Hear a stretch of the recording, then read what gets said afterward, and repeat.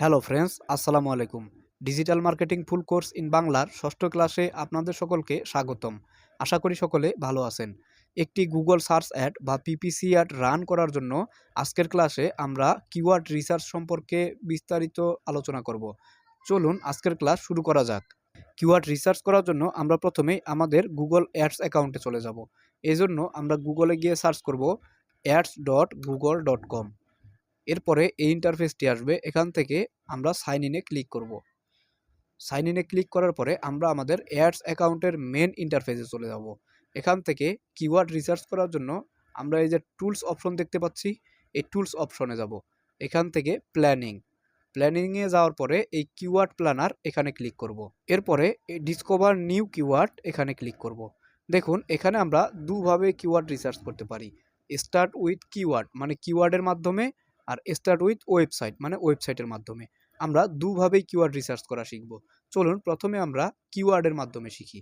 আচ্ছা, ধরুন আমরা আমাদের যে বায়ারের জন্য অ্যাড রান করব, সেই বায়ার একটি চশমা বা ঘড়ি বা যে কোনো নিশ রিলেটেড অ্যাড রান করবে।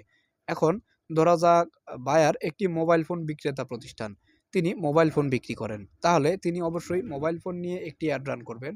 এখন বায়ার যেহেতু মোবাইল ফোন বিক্রি করেন, সেহেতু যারা মোবাইল ফোন কিনতে আগ্রহী, আমাদের অবশ্যই তাদের সামনে অ্যাডটি তুলে ধরতে হবে। অন্য অডিয়েন্সের সামনে আমাদের অ্যাডটি তুলে ধরলে তেমন কোনো লাভ হবে না। যেমন যে জুতা কিনতে চায় তার সামনে আমাদের মোবাইল ফোনের বিজ্ঞাপন গেলেও সে মোবাইল ফোন কিনবে না। এই সময়ে যে মোবাইল ফোন কিনতে চায় তার সামনে বিজ্ঞাপনটি গেলে তবেই সে আমাদের মোবাইল ফোনটি কেনার সম্ভাবনা রয়েছে। সেজন্যে আমাদের কিওয়ার্ড রিসার্চ করা অত্যন্ত জরুরি। চলুন আমরা কিওয়ার্ড রিসার্চ করা শিখি। ধরে নেই আমরা একটি মোবাইল ফোনের জন্য কিওয়ার্ড রিসার্চ করব। তাহলে আমরা কি লিখতে পারি? Best mobile phone. আরও লিখতে পারি স্মার্ট মোবাইল ফোন। আচ্ছা, আমরা আপাতত এই দুটি রাখলাম। এই দুটি দিয়ে আমরা কিওয়ার্ড রিসার্চ করতে চাই। এরপরে আমরা এই যে গেট রেজাল্ট এখানে ক্লিক করব। দেখুন এখন আমাদের অনেকগুলো কিওয়ার্ড এবং সেই সাথে আরও অনেক কিছু দেখাচ্ছে। এইখান থেকেই আমাদের মূলত কিওয়ার্ড রিসার্চের কাজটা করতে হবে। এর আগে দেখুন আমাদের এখানে কিছু বিষয় বুঝতে হবে। এই যে আমরা এই কিওয়ার্ডগুলো লিখে সার্চ করলাম, এগুলো নিয়ে কিওয়ার্ড রিসার্চ করব, এখানে আরও কিছু বিষয় আমাদের দেখতে হবে।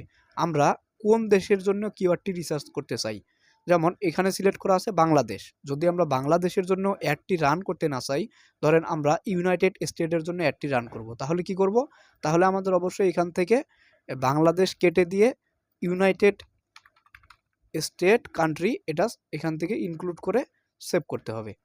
এখন আমরা ইউনাইটেড স্টেটের তথ্য দেখতে পাবো, কারণ বাংলাদেশের সার্চ ভলিউম আর ইউনাইটেড স্টেটের সার্চ ভলিউম এক হবে না। অনেক কিছু আছে যেগুলো বাংলাদেশে সার্চ করাই হয় না, কিন্তু ইউনাইটেড স্টেটে অনেক বেশি পরিমাণে সার্চ করা হয়। তাহলে আমাদের অবশ্যই এখান থেকে লোকেশনটা সিলেক্ট রাখতে হবে। ধরা যাক যে আমরা ইউনাইটেড স্টেটের জন্য অ্যাডটি রান করব, সেজন্য আমরা এখান থেকে ইউনাইটেড স্টেট এই লোকেশনটা সিলেক্ট করলাম। এখান থেকে ল্যাঙ্গুয়েজ সিলেক্ট করতে হবে। ল্যাঙ্গুয়েজ কি? আমরা ইংলিশ রেখে দিচ্ছি। এরপরে দেখুন এখানে গুগল লেখা আছে, এখানে যদি আমরা ক্লিক করি, এখানে আরেকটি অপশন দেখতে পাচ্ছি, সেটি হচ্ছে গুগল অ্যান্ড সার্চ পার্টনার। এটি কি? গুগল মানে হচ্ছে আমরা এই গুগলের যে ডাটাগুলো আছে গুগলের কাছ থেকে ডাটাগুলো নিব। গুগল অ্যান্ড সার্চ পার্টনার কি? এটা হচ্ছে যে আরও যে অন্যান্য যে সার্চ ইঞ্জিনগুলো রয়েছে সেগুলোর সাথে গুগলের একটা পার্টনারশিপ রয়েছে। এটা ক্লিক করলে আমরা গুগলের তথ্য দেখতে পারবো এবং গুগলের সার্চ পার্টনার ইঞ্জিনের তথ্য এখানে দেখতে পাবো। তো আমরা সেটা চাচ্ছি না, আমরা এটা গুগল রেখে দেব। এরপরে ডেট, আমরা কত দিনের তথ্য দেখতে চাই। দেখুন এখানে আছে last month, last 12 month, last 24 month. এখান থেকে কাস্টমাইজ করে আপনি কাস্টম ডেট 1 দিন, 2 দিন, 5 দিন, 7 দিন আপনার পছন্দ মতো নিতে পারবেন। তবে আমি আপনাদের প্রেফার করব আপনারা সবসময় এই 12 মাসের ডাটাটা দেখবেন। এখন দেখেন নিচে যে আমাদের সামনে তথ্যগুলো আসলো, এই বিষয়গুলো আমাদের বুঝতে হবে। এই যে কিওয়ার্ড, কিওয়ার্ডটা কি? আমরা যে রিলেটেড সার্চ করেছি সে রিলেটেড আরও অনেকগুলো কিওয়ার্ড এখানে আমরা দেখতে পাচ্ছি। আমরা তো মোবাইল ফোন নিয়ে অ্যাড রান করব, কিন্তু আমরা জানি না যে এই বেস্ট মোবাইল ফোন লিখে অ্যাড রান করলে ভালো হবে, নাকি স্মার্ট মোবাইল ফোন লিখে অ্যাড রান করলে ভালো হবে, নাকি এর চেয়েও ভালো আরও কোনো কিওয়ার্ড রয়েছে। এখান থেকে আমরা সেটি দেখব যে এই মোবাইল ফোন রিলেটেড কোন কিওয়ার্ড নিয়ে অ্যাডটি রান করলে আমাদের অ্যাডটি ভালো পারফর্ম করবে। চলুন এই বিষয়টা সম্পর্কে জানা যাক। এটা হচ্ছে কিওয়ার্ড। আমরা যে কিওয়ার্ড সার্চ করেছি সে রিলেটেড অনেকগুলো কিওয়ার্ড আমরা এখানে পাবো। এরপরে হচ্ছে অ্যাভারেজ মান্থলি সার্চ, এটা হচ্ছে প্রতি মাসে এই যে কিওয়ার্ডটা আছে এই কিওয়ার্ড লিখে প্রতি মাসে কতজন মানুষ সার্চ করে। এরপরে হচ্ছে 3 মান্থ চেঞ্জ, মানে গত 3 মাসে এই কিওয়ার্ডটার সার্চ ভলিউম কি পরিমাণে পরিবর্তন হয়েছে, কমেছে নাকি বেড়েছে। এই যে মাইনাস থাকলে কমেছে আর মাইনাস না থাকলে প্লাস থাকলে বেড়েছে। এরপরে ইয়ার অফ ইয়ার চেঞ্জ, মানে এটা হচ্ছে 3 মাসে কতটুকু কম বেশি হয়েছে এবং এটা হচ্ছে 1 বছরে কতটুকু কম বেশি হয়েছে। এরপরে দেখুন কম্পিটিশন, মানে মূলত 5 ধরনের কম্পিটিশন হয়, ভেরি লো, লো, মিডিয়াম, হাই, ভেরি হাই, এই 5 ধরনের কম্পিটিশন হয়। চলুন কম্পিটিশন সম্পর্কে বোঝা যাক। কম্পিটিশন হচ্ছে এমন, আমরা যদি একটু সহজভাবে বুঝতে চাই, ধরুন আমাদের লোকাল বাজারে আমরা একটি লাইব্রেরি দিয়েছি, আমাদের লাইব্রেরিতে আমরা বিভিন্ন ধরনের বই বিক্রি করি। এখন সেই বাজারে যদি আরও 20টি লাইব্রেরির দোকান থাকে, তাহলে আমরা কম্পিটিশন কি ধরবো, কম্পিটিশন ধরবো ভেরি হাই, মানে প্রতিযোগিতা খুব বেশি। আমি যে রিলেটেড দোকান দিয়েছি সে রিলেটেড আরও দোকান আছে, মানে আরও অনেকগুলো লাইব্রেরি আছে, তাহলে কম্পিটিশন অনেক বেশি। এখন লাইব্রেরি যদি 20টি না থেকে আরও 15টি লাইব্রেরি থাকে, তাহলে কম্পিটিশন তখন আর আমরা খুব বেশি বলবো না, তখন বলবো বেশি। এখন 15টি না থেকে যদি 10টি লাইব্রেরি থাকে, তাহলে আমরা বলবো কম্পিটিশন মিডিয়াম। 10টি না থেকে যদি আরও 8টি লাইব্রেরি থাকে, তাহলে আমরা বলবো কম্পিটিশন লো। 8টি না থেকে যদি আর 2টি লাইব্রেরি থাকে, তাহলে কম্পিটিশন ভেরি লো। মানে আমার লাইব্রেরি আছে এবং ওই বাজারে আর মাত্র 2টি লাইব্রেরি আছে, তাহলে কম্পিটিশন হাই হলে আমাদের জন্য ভালো নাকি কম্পিটিশন লো হলে আমাদের জন্য ভালো? অবশ্যই কম্পিটিশন লো হলে আমাদের জন্য ভালো, কারণ আমরা যে দোকানটি দিয়েছি এই দোকান যদি আরও কম থাকে তাহলে আমাদের জন্য ভালো। এটা হচ্ছে কম্পিটিশন লো। তাহলে আমরা যখন কম্পিটিশনের ক্ষেত্রে প্রাধান্য চাইব, তখন অবশ্যই লো কম্পিটিশন আমাদের জন্য ভালো। যেহেতু আমরা এটি গুগলকে অর্থ প্রদানের মাধ্যমে অ্যাড রান করছি, সেহেতু এখানে কম্পিটিশন হাই হলেও কোনো সমস্যা নেই, কারণ আমরা তো এখানে গুগলকে পেমেন্টের মাধ্যমে একটি অ্যাড রান করব। সেক্ষেত্রে আমরা অবশ্যই র্যাঙ্কিংয়ে টপ পেজে থাকব। যখন আমরা অর্গানিকভাবে এসইও করব, তখন অবশ্যই আমরা কম্পিটিশনের ক্ষেত্রে লো, ভেরি লো, মিডিয়াম এইসব রাখার চেষ্টা করব। হাই কম্পিটিশন আমাদের জন্য ভালো না, এই বিষয়টা মনে রাখবেন। এরপরে দেখেন top of page bit low range, এটার মানে কি, এটা হচ্ছে সিপিসি। বিগত ক্লাসে আমরা সিপিসি সম্পর্কে জেনেছিলাম। এই কিওয়ার্ড নিয়ে যদি আমরা অ্যাড রান করি, তাহলে এর সিপিসি সর্বনিম্ন হতে পারে $5.77 এবং সর্বোচ্চ হতে পারে $22.27। আচ্ছা, আশা করি এই বিষয়টা আপনারা বুঝতে পেরেছেন। এখন আমরা এখান থেকে এই মান্থলি সার্চ ভলিউম যেটার বেশি সেই কিওয়ার্ডগুলো নিব, কেননা যে কিওয়ার্ডটা লিখে মানুষ প্রতি মাসে বেশি পরিমাণে সার্চ করে, আমরা অবশ্যই সেই কিওয়ার্ডটি নিব। এখন দেখেন এখানে আমরা দেখতে পাচ্ছি এই মোবাইল ডিলস লিখে 22,200 মানুষ সার্চ করে, সেলফোন লিখে 49,500 মানুষ সার্চ করে, সেলফোন ডিলস লিখে 27,100 মানুষ সার্চ করে। এখন এখানে আমরা দেখতে পাচ্ছি কোনো কিওয়ার্ড মাত্র 1300 সার্চ ভলিউম, কোনোটা 50,000 সার্চ ভলিউম, হ্যাঁ, কোনোটা 1 লক্ষ সার্চ ভলিউম। তাহলে এখানে পেজও কিন্তু অনেকগুলো আছে, কিওয়ার্ডও অনেকগুলো আছে। দেখেন 847টি পেজ। তাহলে এতগুলা পেজ থেকে আমরা আমাদের কিওয়ার্ডটি কিভাবে বাছাই করব? সেজন্য আমরা এটিকে ফিল্টার করে নেব। ফিল্টার করব কিভাবে? দেখুন এই যে অ্যাড ফিল্টার, এই অ্যাড ফিল্টারে ক্লিক করলে আমরা অনেকভাবে এটাকে ফিল্টার করতে পারি। এখান থেকে আমরা এই যে অ্যাভারেজ মান্থলি সার্চ, এইখান থেকে ফিল্টার করব, কেননা প্রতি মাসে যেটার সার্চ ভলিউম বেশি আমরা সেই কিওয়ার্ডটি নেব। এখান থেকে বেশি নিতে পারি, কম নিতে পারি, আমরা অবশ্যই বেশি নিব। কতর বেশি নিব? ধরে নেওয়া যাক আমরা 50,000-এর বেশি নিব, মানে প্রতি মাসে 50,000-এর বেশিবার যে কিওয়ার্ডগুলো লিখে সার্চ করা হয় আমরা শুধুমাত্র সেগুলোই নিব। দেখুন এখন এখান থেকে আমরা যে কিওয়ার্ডটি নিব সেই কিওয়ার্ডটি কপি করে নেব। এখান থেকে কপি করার জন্য প্রথমে এখান থেকে আমরা সিলেক্ট করব।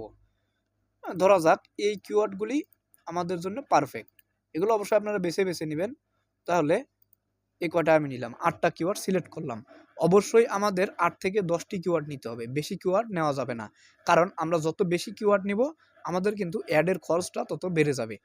আচ্ছা, আমরা এখানে 8টি কিওয়ার্ড নেওয়ার পরে এগুলো কপি করব। কপি করার জন্য এই যে ডান পাশে কপি লেখা আছে, এই কপিতে ক্লিক করলে এগুলো কপি হয়ে যাবে। এখন এগুলো আমরা একটা শিট নিয়ে সেখানে রেখে দিব। আমরা একটি গুগল শিট নিচ্ছি। আচ্ছা, আমরা একটি গুগল শিট নিয়ে এই শিটে আমাদের রিসার্চ করা কিওয়ার্ডগুলো রেখে দিব, কেননা এই কিওয়ার্ডগুলো পরবর্তীতে অ্যাড রান করার সময় আমাদের কাজে লাগবে। আচ্ছা, আমরা আমাদের কিওয়ার্ডগুলো এখানে রেখে দিলাম। আশা করি কিওয়ার্ড রিসার্চটা আপনারা বুঝতে পেরেছেন।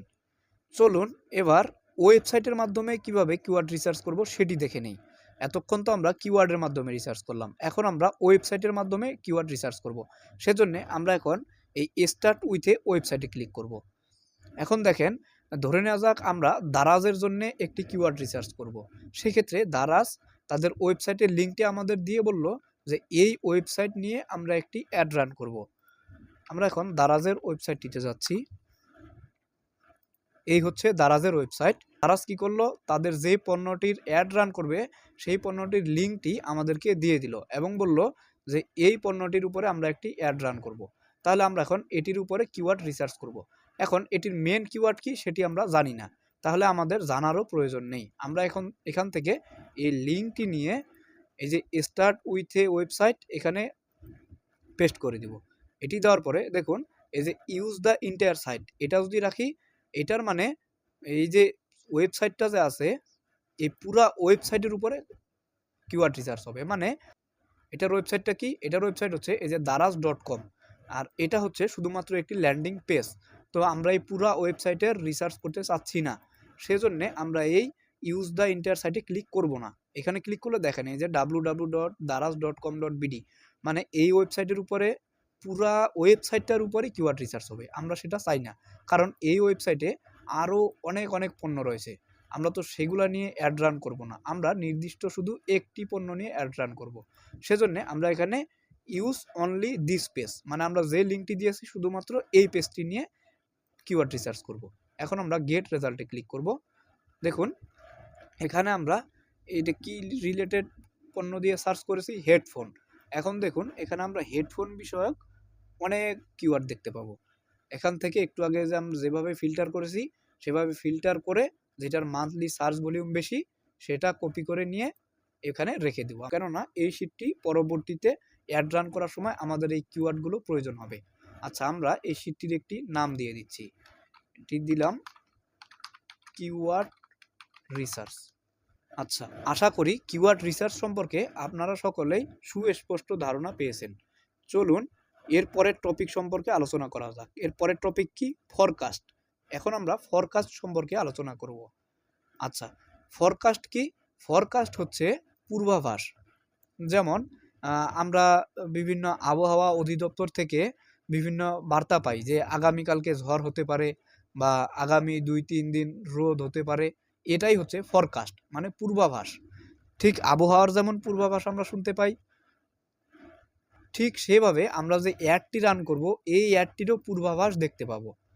এই জন্যে আমরা এই যে ফরকাস্ট, এতক্ষণ আমরা ছিলাম কিওয়ার্ড আইডিয়া, এখন আমরা এই ফরকাস্টে ক্লিক করব। এই যে আমরা কিওয়ার্ডগুলো রিসার্চ করছি এই কিওয়ার্ডগুলো কপি করে নেব। কপি করে নেওয়ার পরে এই ফরকাস্টের ডান পাশে এই যে সেভড কিওয়ার্ড এখানে চলে যাব। এখান থেকে আমরা আমাদের কিওয়ার্ডগুলো সেভ করে নিব। তার জন্য এই যে প্লাস চিহ্নটি দেখতে পাচ্ছি কিওয়ার্ড লেখা, এখানে ক্লিক করব।